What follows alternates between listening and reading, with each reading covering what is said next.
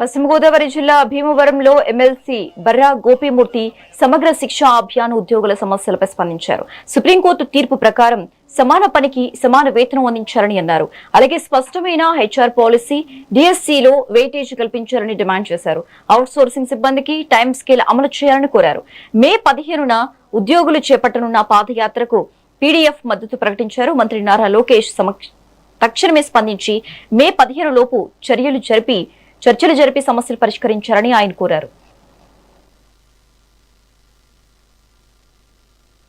బర్రా Gopimurthy PDF MLC. ఆంధ్రప్రదేశ్లోని సమగ్ర శిక్షా అభియాన్లో వేలాది మంది ఉద్యోగులు వివిధ శాఖల్లో పనిచేస్తా ఉన్నారు. వాళ్ళు పార్ట్ టైం ఇన్స్ట్రక్టర్లు గాను, అలాగే సిఆర్ఎంటీలు గాను, లేదా మెసెంజర్లు గాను, ఎంఐఎస్ కోఆర్డినేటర్లు గాను, ఇలాగ అనేక పనిచేస్తున్నారు విద్యాశాఖలోని.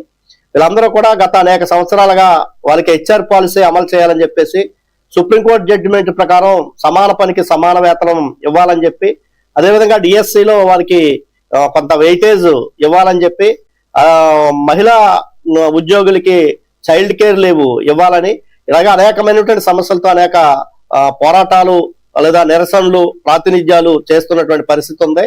కానీ ప్రభుత్వం నుంచి గతంలో వీళ్ళు రాష్ట్ర వ్యాప్తంగా సమ్మెకి వెళ్ళినప్పుడు కొంతమందికి జీతాలు అయితే పెంచారు, కానీ ఫుల్ ఫ్లెడ్జెడ్ గా వాళ్ళ సమస్యలు పరిష్కారం కాలేదు.